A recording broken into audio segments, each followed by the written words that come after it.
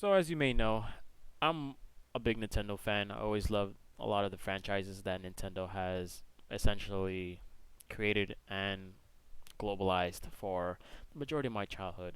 But PlayStation always has a special place in my heart because my first actual console was the PS1 that I ever owned when I was a kid. I remember playing some crazy ass games, particularly CTR, which is Crash Team Racing, Crash Bandicoot, the original trilogy. I remember playing Spider-Man, which was freaking amazing at the time, and some other random indie games that I clearly don't remember because my memories had been suppressed at that time. So I just want to check that I'm actually recording. Cool, I am. So let's get started. What do I think about this showcase? I thought it started off very slow, but then it ended up picking up very quickly when it came to the PlayStation exclusives, and I think the first half of the show was like maybe a 5 or 6 out of 10. It was like meh. I'm like okay, I guess.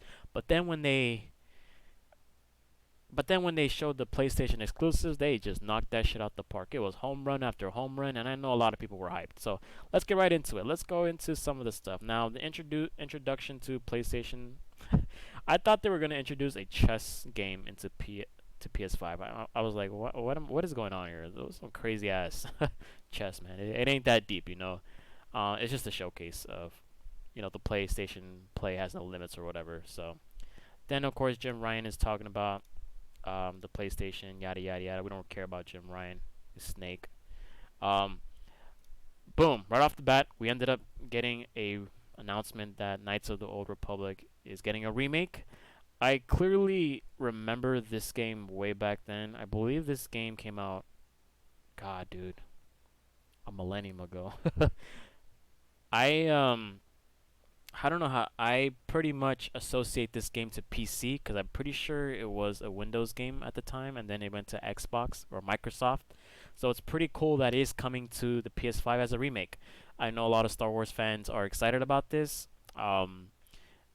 One interesting aspect about this game is maybe because usually when games are made, like especially Star Wars, because Star Wars is technically owned by Disney now, it might make things canon. So maybe Knights of the Old Republic will finally have canon timeline.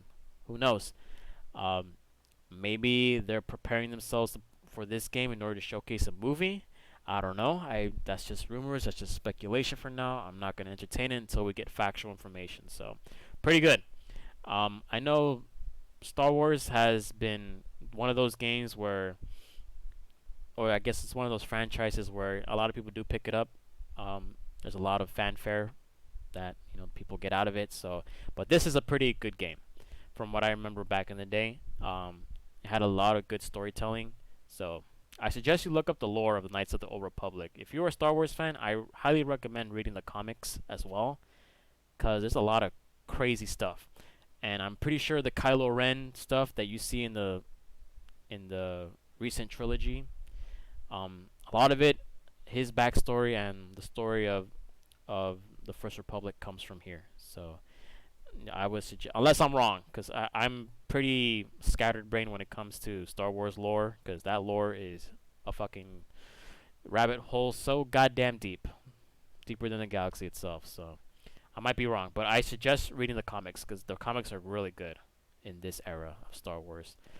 Next up, we had this Project Eve. I remember reading this, or I remember seeing the speculation about this game, and that's why this game's title looks so familiar. It reminded me of I thought this was like a Final Fantasy kind of game, but it turns out it was Project Eve.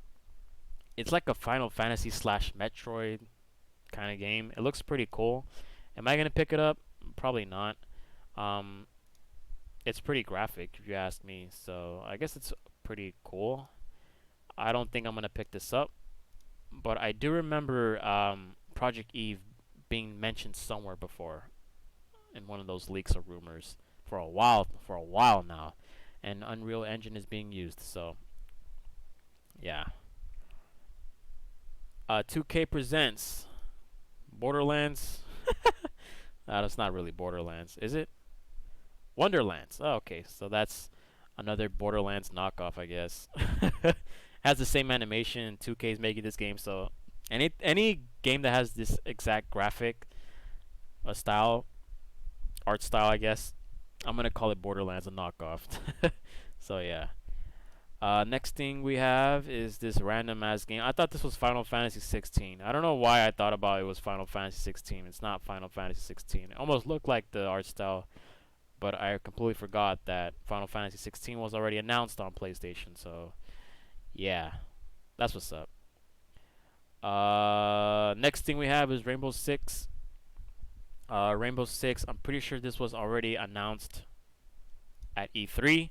I do not know why video game companies insist on showing us video game footage of a game that we already seen before and at the biggest video game presentation arguably in the world, that is E3. So I don't know why E3 stuff is being brought up a couple months later. Good for them. I'm not a fan of shooter games, so unless it's Resident Evil, of course. So there's that. uh Alan Wake. This game, man, this is like an X-Files game. Now, if y'all haven't played Control, which at the one point in time it was free for the PS5, I'm pretty sure it is still free if you have a PS Plus membership. I'll have to check. But I played this game, and I remember playing this game a long time ago, and it was like kind of like an X-Files, like sci-fi horror kind of shit. Um, it's pretty cool. It reminds me of Silent Hills a lot, mixed with X-Files. So I'm actually am tempted to get this game now that I think of it. Actually, you know what? As a matter of fact, since Remedy's making it, and I kind of have faith with Remedy, it's a cool. I think it's kind of cool that they're bringing Alan Wake, um, remastered. I believe it's a remaster. Um, unless I am tripping. I think they did say it's actually a remaster. Yes, it is. It's a remaster. So, if you have played Control, expect the gameplay to look a lot like this. That game, which is Control. So, I might pick this up just because I really love playing those kind of X Files like slash horror slash, I don't know, interesting psychological games. So yeah, I'm gonna pick this up. And of course, GTA 5. As if I haven't played this game since 2013. I played this game when it came out. I know Rockstar has made a gajillion dollars off this freaking game. I don't care about online. I don't care about replaying this game because this game already has so much to the point that I don't need to replay it. I already played the main storyline. I already 100% all the side quests, all the collectibles, all the stuff that you can possibly get, all the money, max out my bank account. I don't give a shit about GTA, dog. Fuck GTA 5. We need GTA 6. Now, I know Rockstar has had a lot of success with this game. Red Dead Redemption 2, which came out, I believe, 3 years ago or 4 years ago, depending on the timing. But man, where's GTA 6, bro? I don't care about online or GTA 5 anymore. Next game, Ghostwire Tokyo. I believe this is what it is, right? That's the name of it. Um, looks cool. I remember Ghostwire was kind of a. I believe this was announced a while ago too, so I'm not surprised it came out, unless it was a rumor or a leak that I read into. But I remember that the name of the title does look very familiar. It looks cool, interesting. Um, I remember seeing this face somewhere before, and that's where I found out about it. So yeah. Next up is Marvel Guardians of the Galaxy. Again, this was from E3. I don't care about repetitive shit. It might be some marketing scheme. They must have looked into financial marketing. Like, hey, how can we milk the interests of the people? Oh, yes, let's show them Marvel. Let's give them blue ball treatment by showcasing something that isn't Spider-Man. I'm not gonna play this game. I'm not interested in this game so far. Um, yeah, I don't really care, dog. Then we had these random ass games. This looked like this is a vampire blood hunt. I believe that's what it's called. Reminds me of a vampire cyberpunk. It almost looks like cyberpunk to me. I don't know why. It almost does. It's kind of weird, but yeah. Next up, we have Deathloop, which I believe is coming out next week. I heard that this might be a good shooter game. It might be interesting. It kind of reminds me, the art style reminds me a lot of Bioshock. Not interested in these kinds of shooter games, so yeah, whatever. Next up, we have is this game. I don't know what this game is. Amnesia Exhibition. I don't know what that is about. Apparently, this is actually being collaborated. I just saw it. Let me go back a couple seconds. Radiohead and Epic Games. Well, if you're not familiar with Radiohead, they're a crazy ass band, and they're actually a very popular, very popular and legendary band. So perhaps they're, if it is exactly who I think it is, they're probably making the soundtrack for this game, the OST for it. So maybe they have a creative head in their band, and it's like, hey, let's collaborate, let's make a good game. We didn't see anything much from it based on what we saw from the trailer. I mean, I don't know what this is about, so hopefully it's a good game. And then we got Wind Waker knockoff game. No, I'm just kidding. I don't know what this game is. It looks like, I don't know, the art style does remind me of using the exact same fucking parachute from Wind Waker. It is Wind Waker. Oh my god. No, I'm just kidding. It's not Wind Waker. Cool, I guess. I don't really care about that. And now, we about to talk about the PlayStation exclusive games. Now, this part of the presentation was fire. I know this must have been another game that they showcased. Again, I don't give a shit. I really don't care. Is this Lara Croft? Did I miss this? Anyway, that doesn't matter, because now we're going to go into the most important part. And that is the PlayStation exclusive. PlayStation exclusives. Yes, sir. PlayStation Studios. There's a lot of good stuff that PlayStation has been doing. A lot of bad stuff recently due to the little controversy with Horizon Zero Dawn Forbidden West being you have to pay for an upgrade, which is dumb. Then they retracted their statement saying, never mind, it's for free, which it should be free anyways if you're a PS4 owner who was about to be a PS5 owner. So, yay. And then we got the head of PlayStation Studios talking some bullshit, and then, boom, Marvel. We're wondering, holy shit, it's Spider-Man 2. Because that's pretty much what everyone is expecting. I can't play the trailer in its fullness because otherwise I might get copyright strikes. So that's why I'm doing freeze frames.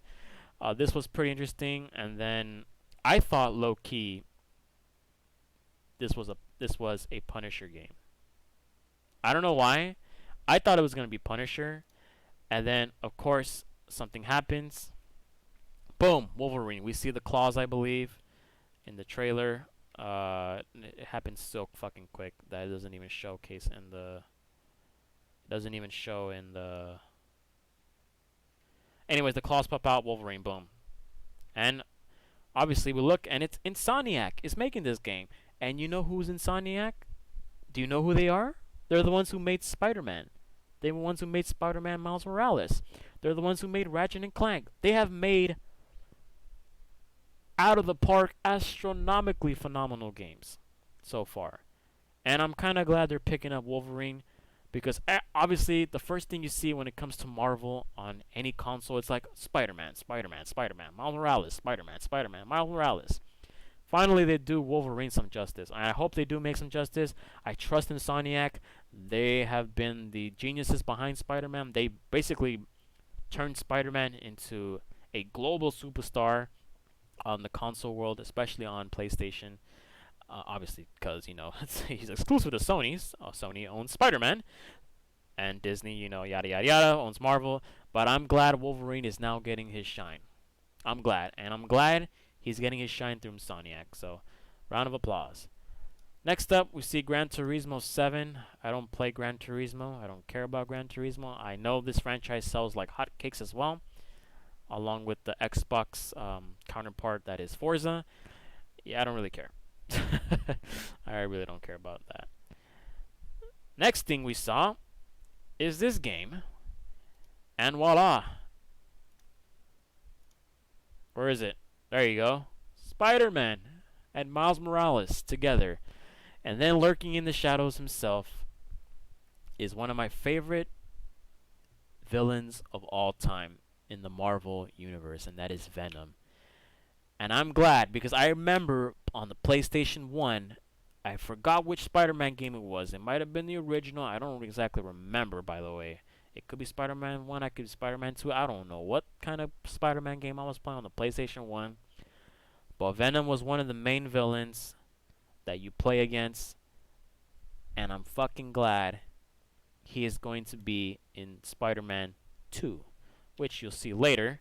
Boom, Spider-Man 2.